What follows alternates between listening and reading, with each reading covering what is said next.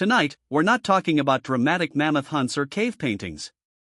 We're diving into something more intimate: sleep.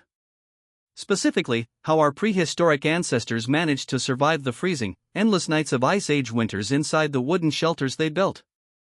Before we curl up in history's warm embrace, make sure to subscribe, and tell me, where are you listening from, and what time is it for you? Maybe you're winding down under a blanket, or commuting through city lights. Wherever you are, you're stepping with me into a slower, quieter time. And I think you'll find it both comforting and eye-opening. Forget the cartoon version of a caveman hut, logs slapped together, a couple leaves on top. The real shelters were thoughtfully designed.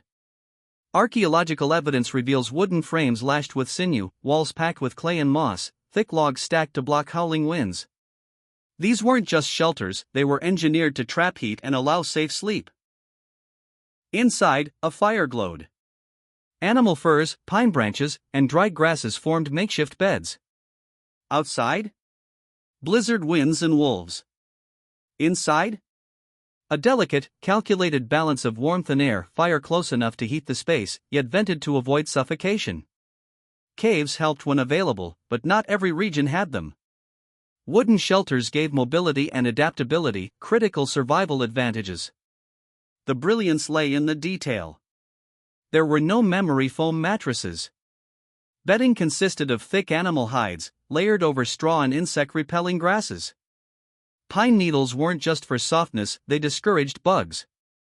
On top, furs from deer, bison, or mammoths. Families didn't sleep alone. They huddled close, sharing body heat under shared hides. A sleeping arrangement could reflect social structure: elders near the fire, infants tucked beside mothers, strong adults along the outer edges. Every sleeping position was strategic. Central to survival: fire. But it was a double-edged sword. Fires warmed the space and cooked food, but too much smoke could suffocate. Ventilation holes were critical. Sparks could catch bedding, so fires were carefully banked, ringed with stones, and watched through the night. Someone always stayed half awake. Fire watch wasn't a luxury. It was life insurance. Imagine it: the crackle of fire, coughing children, shifting bodies, the distant howl of wolves. The thick scent of wood smoke, the musk of hides, the tang of cooked meat, all part of the nightly world. This wasn't silence. It was a soundscape of survival. Your senses stayed on alert, even in sleep. Before bed, meals were shared: fatty marrow, roasted meat, perhaps berries from storage. These weren't just calories, they were insulation from the inside out.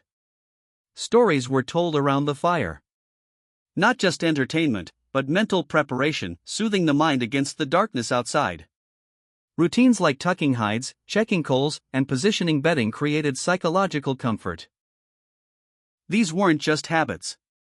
They were nightly rituals of resilience. Children were tightly wrapped in fur bundles. Elders dozed lightly near the fire. Stronger adults stayed alert near the door. Mothers rose often to soothe infants. And yet, amid coughs, hunger, predators, and frozen nights, people still managed to sleep. They didn't have perfect rest.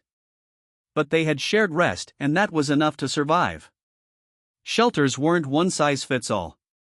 In Ukraine, some used mammoth bones with wood and hide. In Scandinavia, snowpacked hybrids sealed out the cold like early igloos.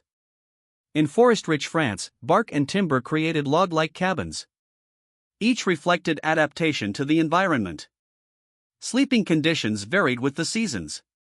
Summer meant looser dwellings and shorter sleep. Winter brought longer, heavier rest in tightly sealed huts. But the goal was always the same: keep out the cold, keep in the warmth, and wake up alive. Darkness wasn't just physical. It was emotional. Prehistoric humans leaned on stories, rituals, herbs, and dreams to calm the mind. Burned resins like pine or sage may have doubled as antimicrobial agents and sleep aids. Dream interpretation held meaning: a hunt, a fire, a shadow, all seen as messages. Fear wasn't ignored. It was managed. They created peace through community, repetition, and belief. Sleep was negotiated, not guaranteed. Night brought danger. Smoke-filled air could damage lungs. Predators prowled. Hunger gnawed. Illness spread in tight spaces.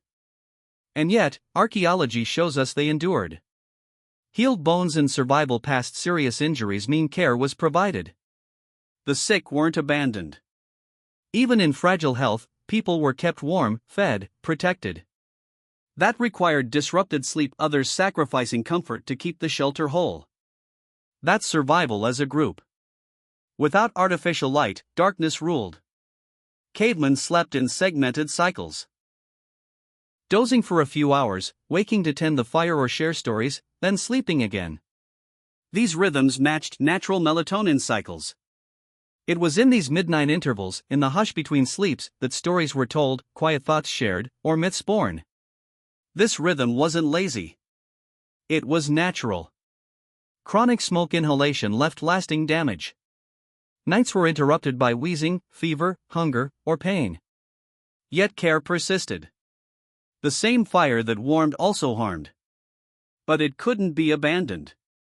It had to be respected. Managed. Watched. And night after night, even amid illness and exhaustion, people pressed on. Sleep wasn't rest from hardship. It was part of it. Yes, even in the Ice Age, dogs slept by our sides. Archaeological evidence shows early domesticated canines curling into shelters. Not pets, partners. They guarded, warmed, and comforted. A growl at the flap of a hide door could save lives. Children pressed close to their warmth. Sleep wasn't just human. It was shared across species. The smoke. The musk.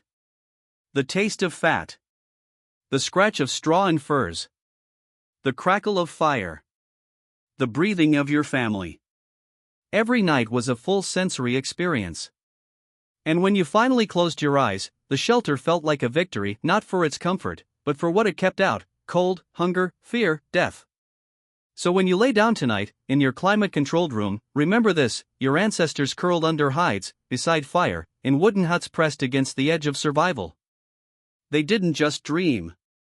They endured. And their ability to sleep, even imperfectly, kept our species alive. Good night. Sleep well. And may your shelter always hold.